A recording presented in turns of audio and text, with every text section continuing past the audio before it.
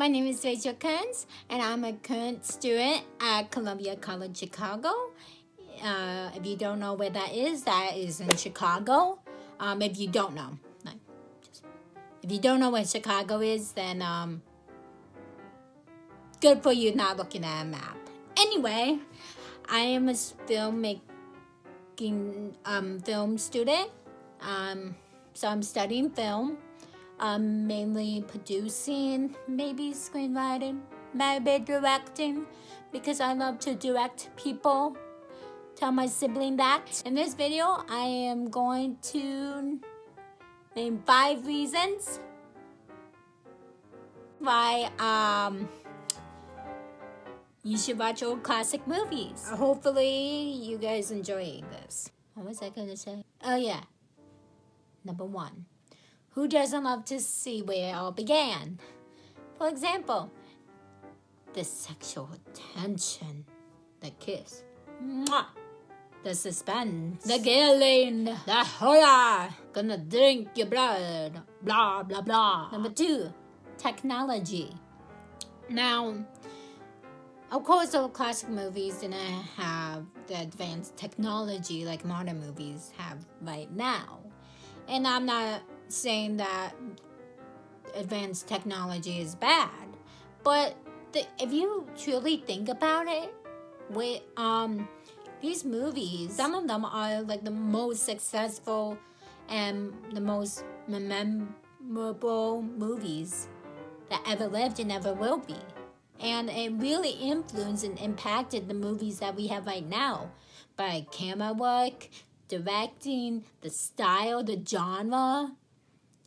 It's something that I really can't truly explain, but it's an influence. It's a progression from the beginning to now and the future. So, what movies?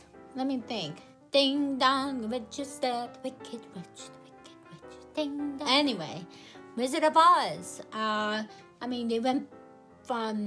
They got this Technicolor, and especially if it was made like in an early 20th century, it's amazing. I mean, think about it. You have, instead of having the technology we have now where you can easily have it colored, they have to literally paint every single frame. The Uninvited, it's another great movie. It's a more of a suspense ghost movie. So if you love Ghostbusters, you will love this movie. Even though they are not, sadly, there's no big rocking marshmallow or Bill Murray. Big bummer. But like the special effects, I mean, it was probably made around the 1950s or 1940s, the last time I remember, because I'm a old classic movie nerd.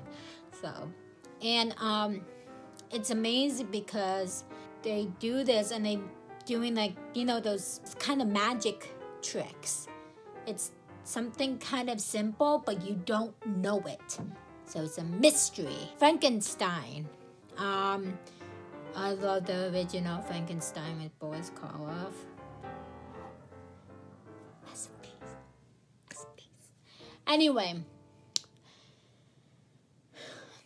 the makeup, the design, the production design, the cinematography, it's so beautiful. It's amazing. It makes the movie feel alive. Get it? Alive. If you're not laughing right now, then I totally, understand. I am not a comedian. Well, my parents think I'm a joker, but I'm not. Number 3. They have cute actors and actresses. They have beauties. They have handsome actors, handsome men. I'm so jealous. I'm not saying that the modern age right now, there are still handsome and beautiful women and men. But the classic age, just the voice, the acting, the expression, the emotion. It brings like honestly goosebumps on my arm. And some modern movie, some actors right now do that too, but rarely. So for example, my number one Hollywood crush, Paul Newman. Paul Newman kind of did Doc.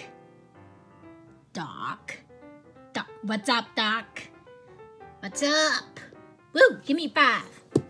Number 4. Most of these movies are either original ideas or like kind of like the first adaptation from a book or news or poems, etc. So it really is a significant like story. It's creating this like world for this book, the film, and it's in the modern age. There are so many adaptations, sequels, spin-offs. The best part about movies is that they have their own uniqueness. As a filmmaker, what can you do differently in this film compared to the previous adaptation or adaptations?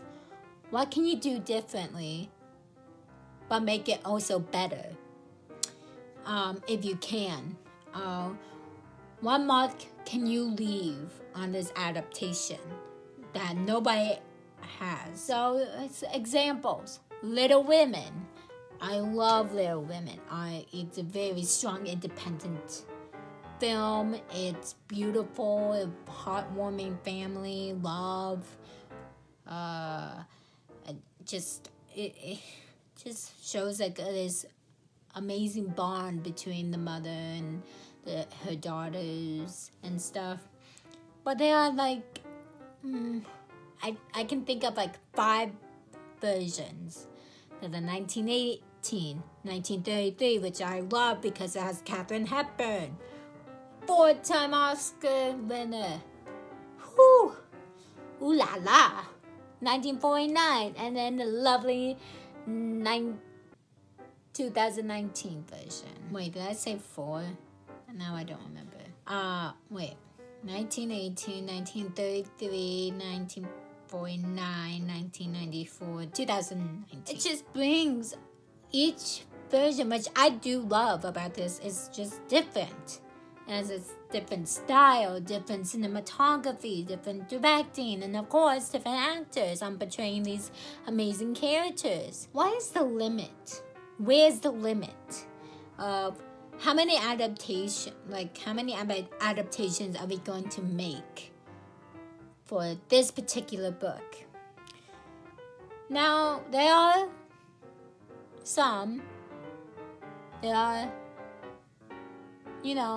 a lot, and then there are like infinite adaptations. For example, the 3 Musketeers, one for all and all for one all for one and one for all. I don't know. For example, 1903, 1911, 1913, 1914, 1916, 1921, 1933, 1935, 1939, 1942, 1946, 1948, 1953, 1957, 1961, 1969, 1973, 1978, 1993, 2001, 2011, 2013. Those are all. And then there's also animated 3 Musketeers that I haven't named because I'm too tired to name all of them. But again, they bring the uniqueness and a different kind of creativity, which I love. The problem with adaptations is, can you still connect it to the book? Can you still give the book honor and glory? Because that's the most important part. I mean, it's always about the original source. And for these 2 examples, Little Women and the 3 Musketeers, they were originally in like books, if you didn't know that. And are you still honoring that? Because they are the ones who created this world.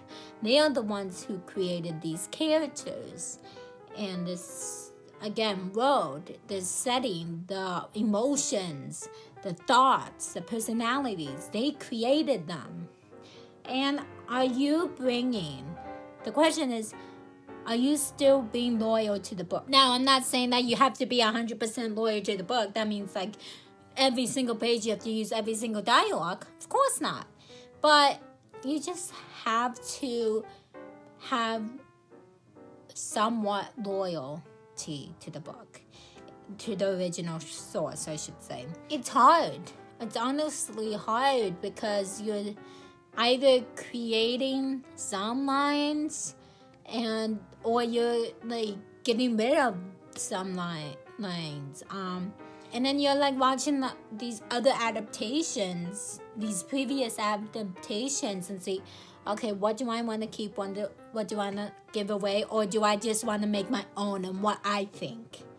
That's what I love. Is there's not a problem with watching the other adaptations, but I think, in my opinion, as a somewhat almost beginner being a filmmaker, I think that you need to see what you see, think what you think, read the book. Or why am I saying book? Is it because I have all these books behind me? Read the original source. See what you see. Feel what you feel. Think what you think. You are the creative one. You're the filmmaker. You're the storyteller. What do you want to tell on screen for the audience that nobody has before? What mark can you leave on the original source? Dang, I should be a teacher. And then number 5. Remember the forgotten. We pay so much attention to the modern movies, and some of us forget about the older ones.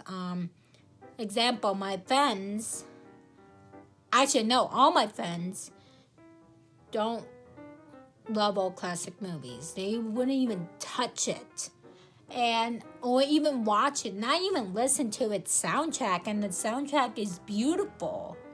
And it makes me feel like, if you think about it, you wouldn't have the movies right now if you wouldn't have the old classic movies. Of course, everybody knows that.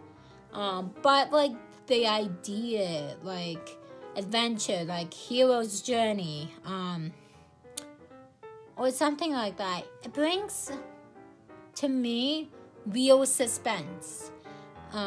But that's my opinion, of course, because I blame my dad for being, for me to be being really critical. I totally blame my dad because I criticize everything. Movies, TV shows, books in the modern age. I even criticize some of the old classic stuff.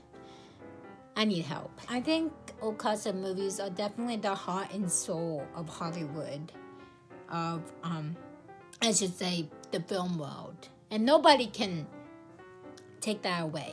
I think old classic movies bring originality in some ways, and some uniqueness that makes them feel alive. It just brings really, like, to me, I get goosebumps all over my arms, and it's something that never happened to me a lot in modern movies. And then, like, I also love watching those low budget, like maybe B-rated horror movies. They're so funny. And it's something that's really special to me. I don't know why. But I started watching old classic movies maybe beginning, like the end of middle school. Before I watched Charlie Chaplin, my iconic comedian. But then what really made me start watching old classic movies was one of my favorites and still favorites, The Big Sleep with Humphrey Bogart and Lauren Bacall. Even though every time I watch that movie, I have no idea what the plot is. It brings a new kind of perspective. It brings a new kind of film world. I think like every year there's a different film world. Every single movie there's a different level of talent and skills and special effects and etc.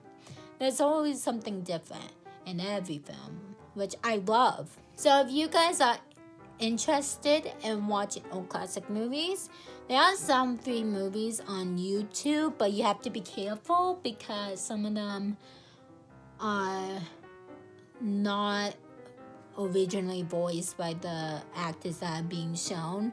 I learned that lesson. There's my favorite channel of all the channels, TCM, Turner Classic Movies. If you go on their website, it shows a lot of information about actors, actresses, directors, cinematographers, screenwriters, etc., history. It brings everything from the silent era,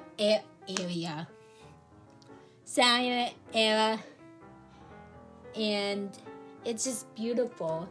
I love it. I love hearing about the history. I love knowing that. Watch old classic movies, and later on my videos I'm going to talk more about old classic movies, more about the iconic and memorable directors, screenwriters, cinematographers, actors, actresses, couples, marriages, divorces, knives, movies, and probably one of my favorite movies, which I don't know because I love a lot of old classic movies. So thank you for watching, and see you soon.